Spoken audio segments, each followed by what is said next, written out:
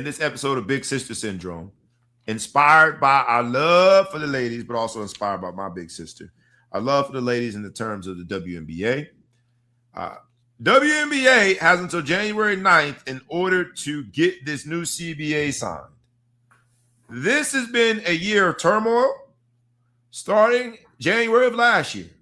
And it'll end calendar year-wise another year of turmoil if they are unable to come to terms on this new collective bargaining agreement, which means that we can see work stoppage consummated and confirmed by as early as January 9th. Just so happens that at the same time, on January 5th, the 3vs3 league Unrivaled that is run by, owned by, and it features WNBA players that has equity and they have a TV deal already. And so while Caitlin Clark has said no to Unrivaled, a lot of the premier WNBA players have said yes. Does the WNBA have to get this right? We talked about what the big fight is over. The league proposed a $1 million base max salary with revenue sharing model. The result in players receiving about 15% of all league and team revenue. The union countered and said with nearly 30% of total league and team revenue, then they could talk. And the league's latest proposal include revenue sharing model that would increase player salary maximums to more than $1.3 million, with the average salary would go to $530,000, and the minimum will be $225,000. The union seems fixated on fighting for the percentage on league and team revenue. They are at an impasse. Unrivaled starts January 5th. What do we have here in this episode of Big Sister Syndrome? What do you think the outcome will be? I got to go back to what I said last week, and I got to say that be careful, right? Because, if I'm an analogy guy. If you're married to somebody and that person doesn't bring anything to the table and is threatening to leave you. Man, our whole episode last year was about cheating. Last week was about cheating. So just be careful here, man. We got away with it one week. Just so you know, Bobby has final word on what we call the show.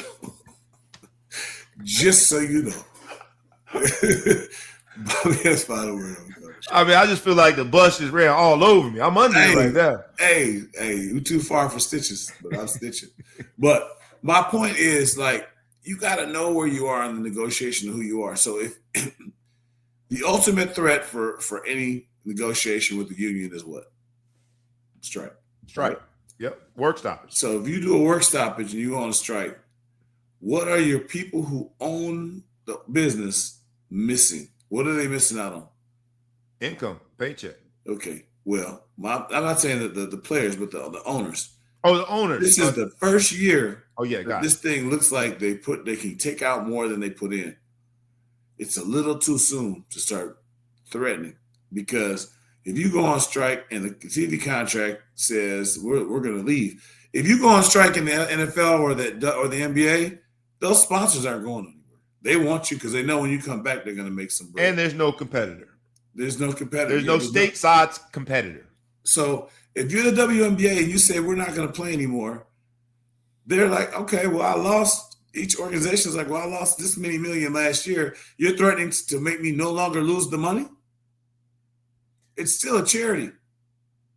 It's just getting now to the point where it's break even.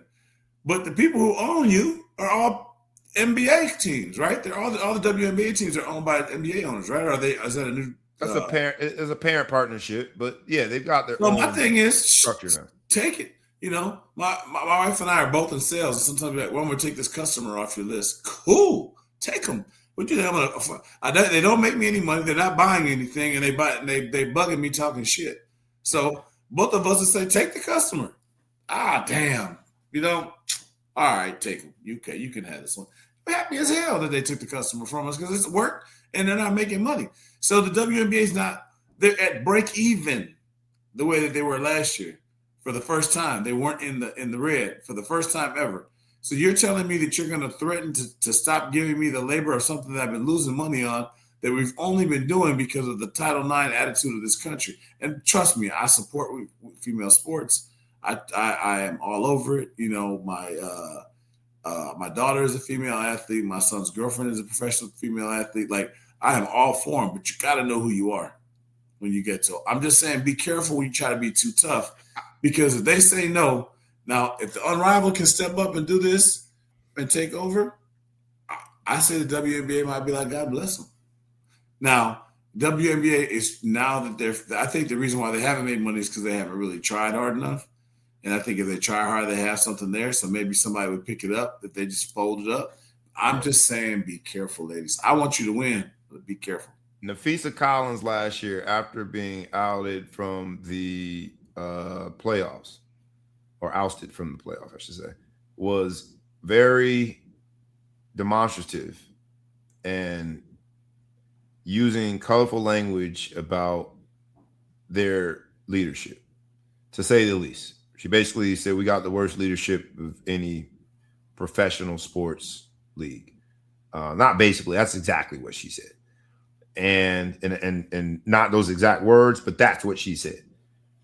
So when you've got your best players saying stuff about your leadership in that format, you got to be careful. And I think it just shows that we have a long way to go. While I would agree with you, know who you are and be very, very careful about your tactics and understanding your leverage or when you move.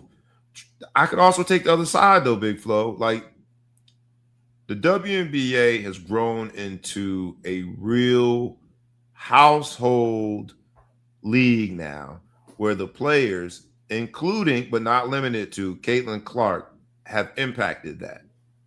There was not this new surge of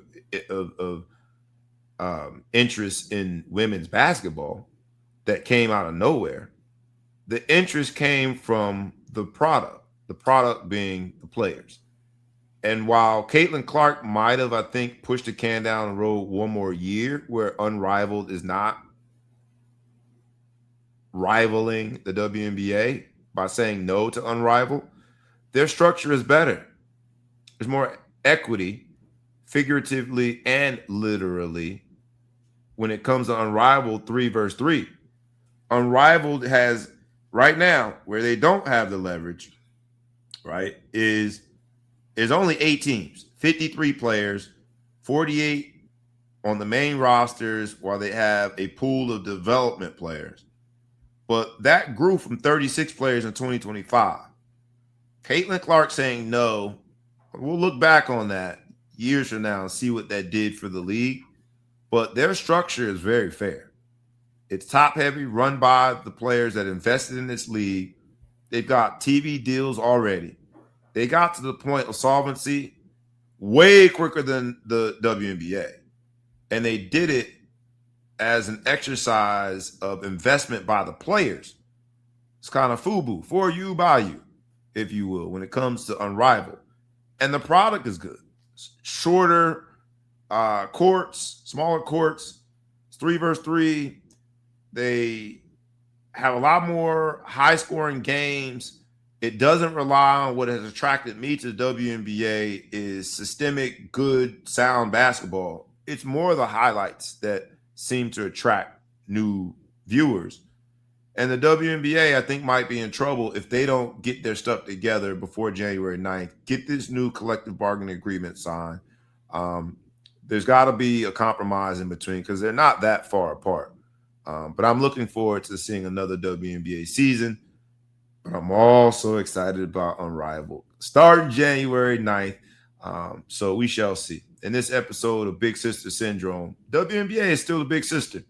They got to be careful because Unrivaled is made up of the people that are the reason that we watch. They're the reason we watch. We want to see, Angel Reese go out there and ball. Paige Beckers is now in 2026 going to be one of the Unrivaled players. And she's balling at USA Kent right now. She's playing better than Caitlin Clark, if we're being honest. And she plays the game in a way that most men, not to make it all about men, but to make it universal in terms of potential viewers, he plays the game the way we like to watch it. So we'll leave with that, man. What?